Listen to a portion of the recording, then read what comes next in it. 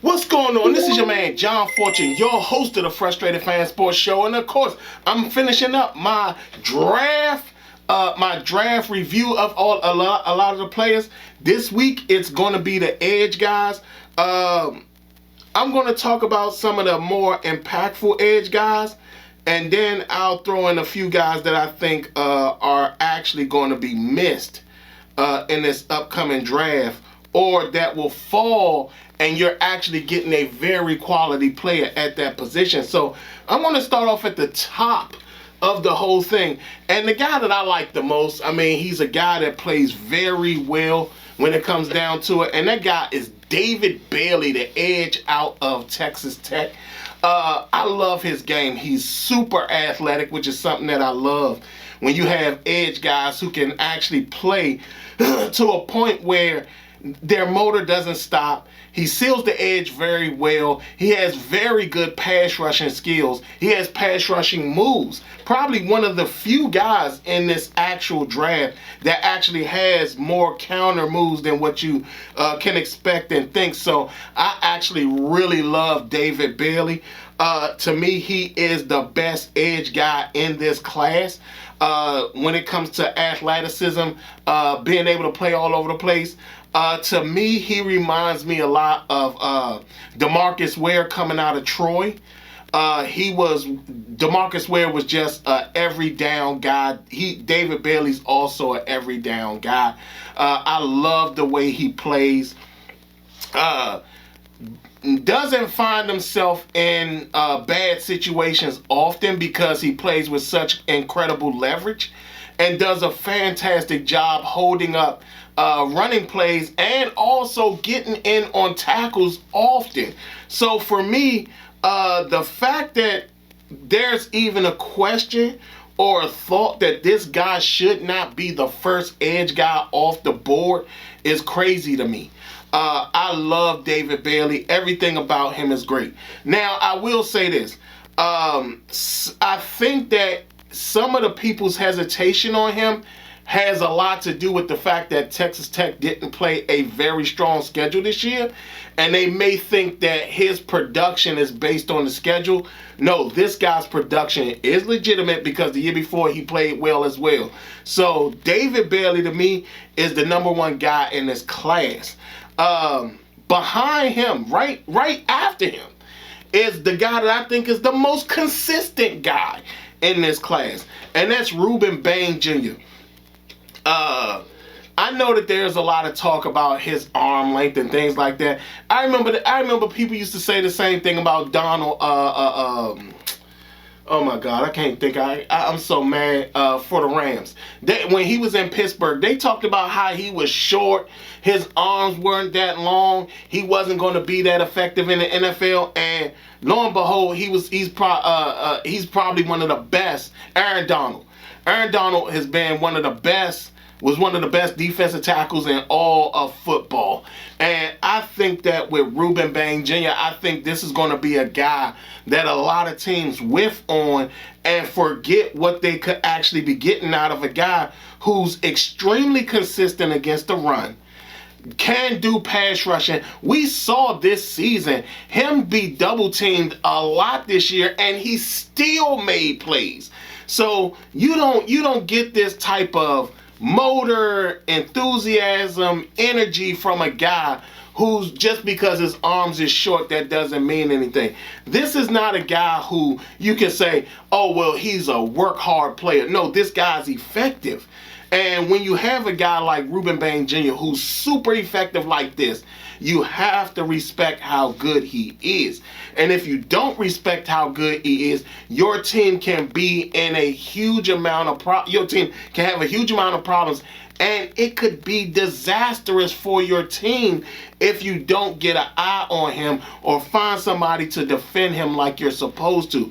Love him against the run game. He's fantastic against it. He not only is he really good, like we don't see this from a lot of edge guys, but the really good ones, he makes everyone else around him better. Like the fact that this guy can be double teamed, even at times triple teamed, or they can actually run away from him, and he still impact the game to a point at where he gets down the line and makes a tackle. That's great. Now, in the sense that I understand that he may seem a bit undersized, he doesn't get a lot of sacks, but when he does get in on these plays, it's a wrap.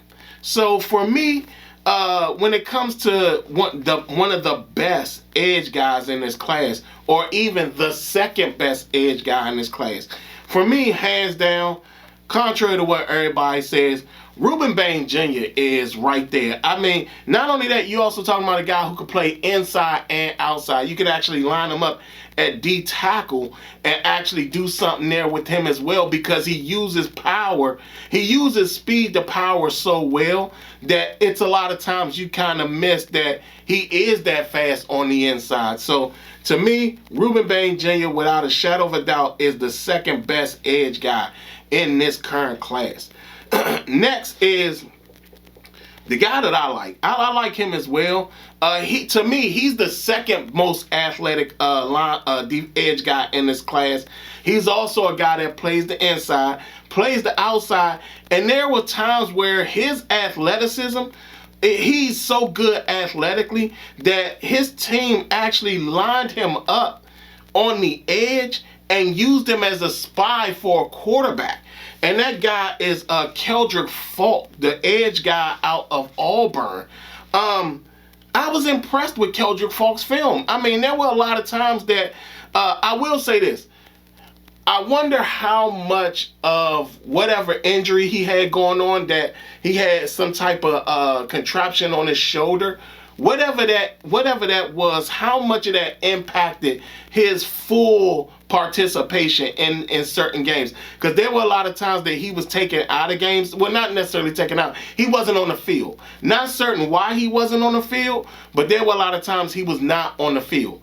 But when you talk about a guy who seals the edge when it comes to run plays, he does a great job doing that. Not only that, he does get in on a lot of plays that I don't think a lot of teams pay close attention to. Not only that, we saw him move from the outside to the inside and still make plays. There were a lot of times we saw Auburn in a 3-down lineman scheme where he was the defensive tackle on that and with the 3-down lineman. And we saw that often, and it didn't matter which side he was on. He could play the left side or the right side. So that was something that I thought was very impressive. Again, his athleticism. There were times where he was jumping up in the air and trying to stop passing plays from getting by him. And I mean, again, when you see guys that has that little athleticism, you like that. I will say this. At the next level, they may want to focus him.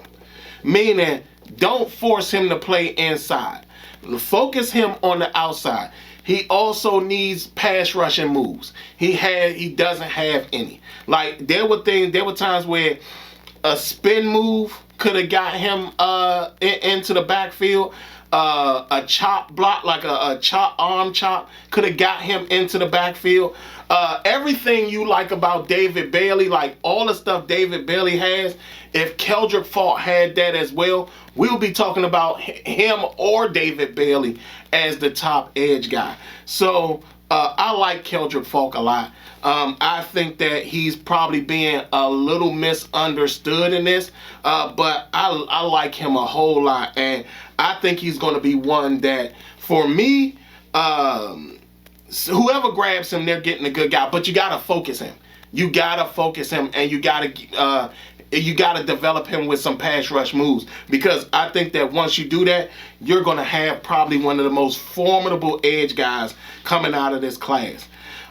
Next is a guy that I wasn't quite impressed with his film, and it worries me a little bit because I'm not certain how good he'll actually be at the next level, because he almost comes off as a one-trick pony.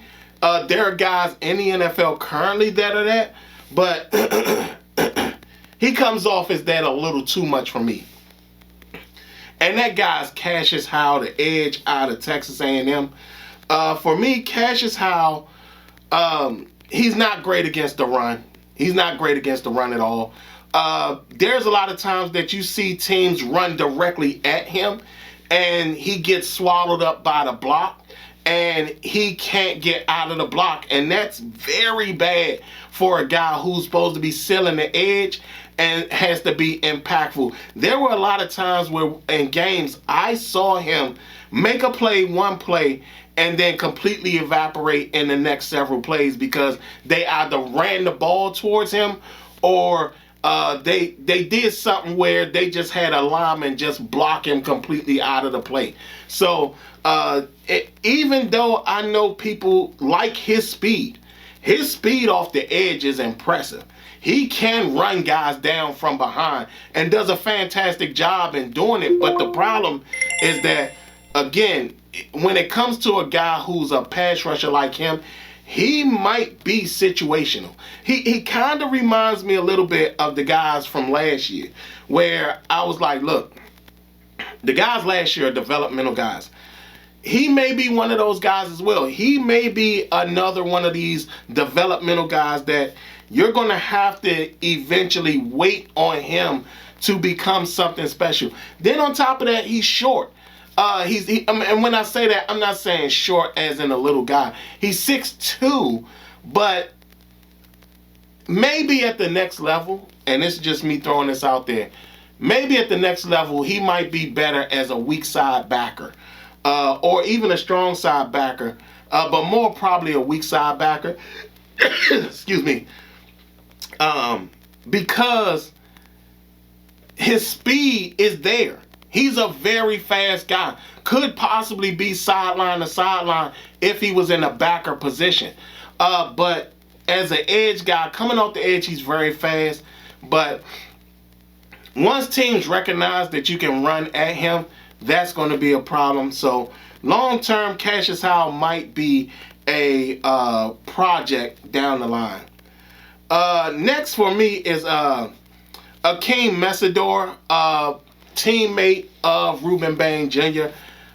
This is a guy that I think, again, he's another one that I feel is not being looked at as seriously as they should.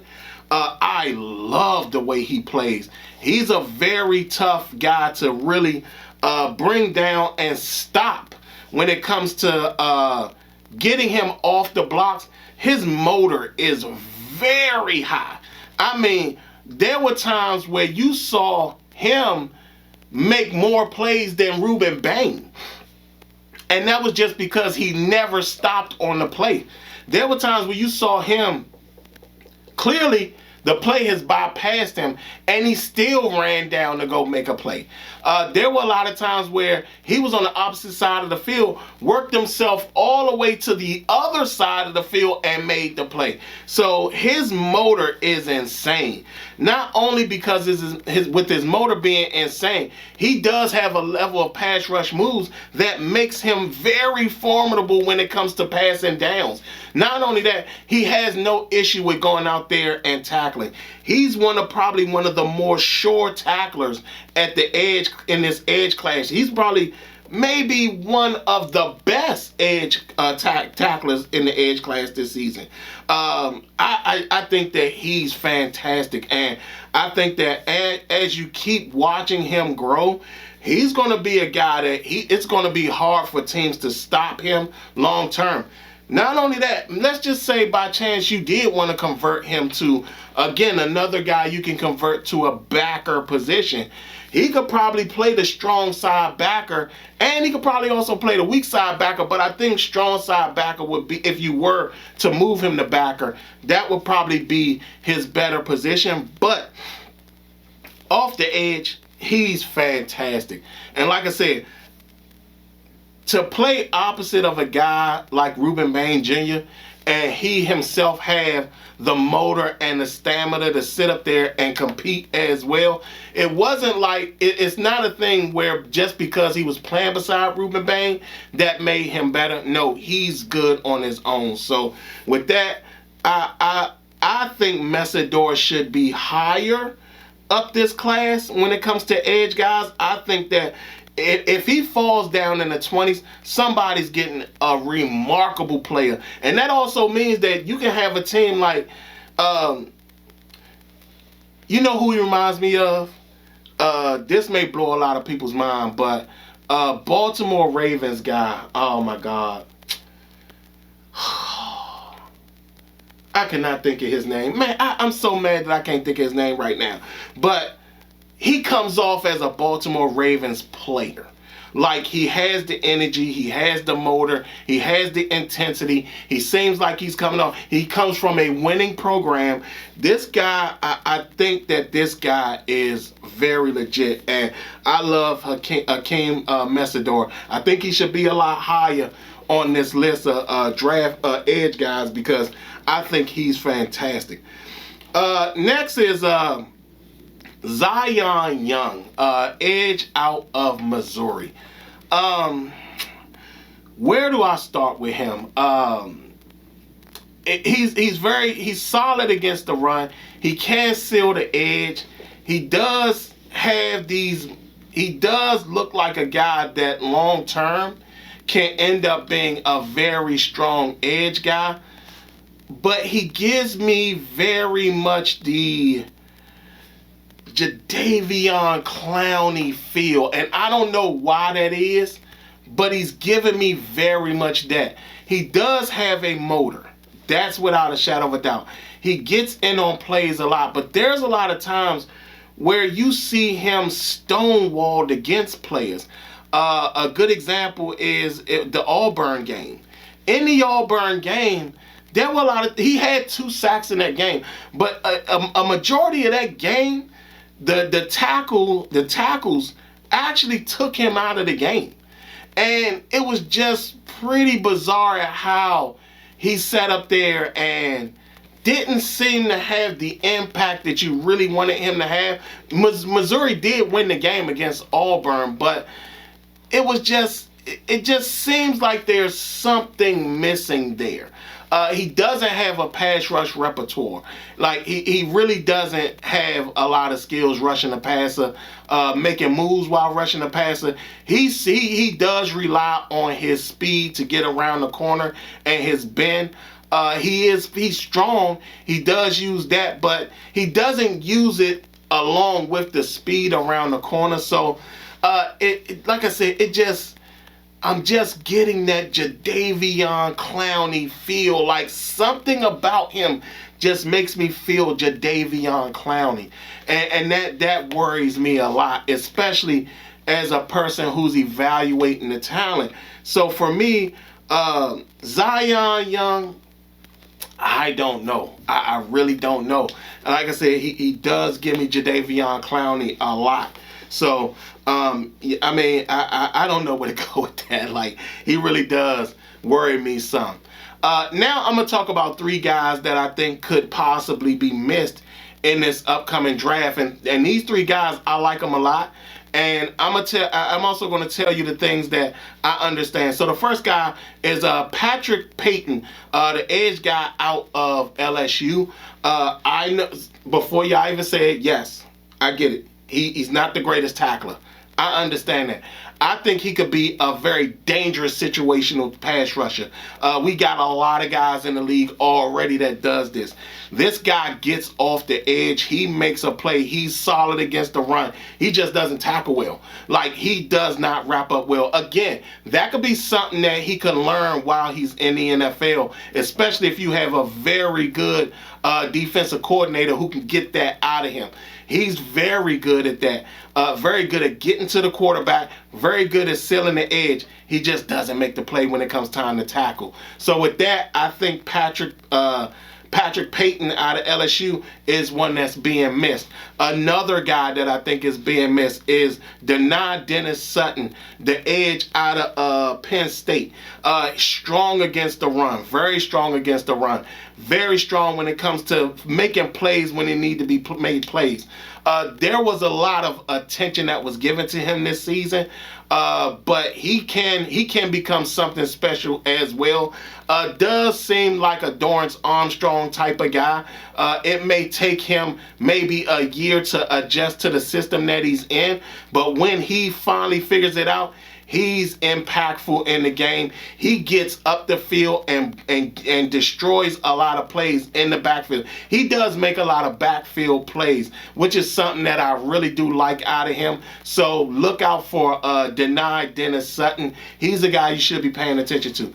Last but not least is a guy that for some reason everybody seemed to forgot about him this season. I don't know why, but he's still an effective guy, and that's Tariq Sapp out of Florida. This guy, again, strong against the run, very strong against the run. He can make plays on the outside, plays on the inside. It seems to always find a way to get up the field and basically destroy plays in the backfield. But this year he had a lot of attention. Again, another guy that had a lot of attention on him because he did play on a defensive line where they were very formidable, but teams were trying to find ways to work around that. And a lot of what you saw teams do was run away from him, run away from his side, and find ways to play around him. So for that, I think that Tariq Sapp is one of those guys that, again, he can easily be lost in the shuffle of this. And if he falls to the third or fourth round, a team is picking up a very good player and somebody who could actually start playing day one. He's NFL ready. So with that, like I said, he doesn't have a lot of pass rush moves, but I think a lot of that is due to the fact that he does split time from playing D tackle to playing D end. So I think that's the only reason why you see that. But those are my edge guys in this class. Y'all tell me what y'all think in the comments below. Other than that, this has been your man John Fortune, and it's been the Frustrated Fan Sports Show.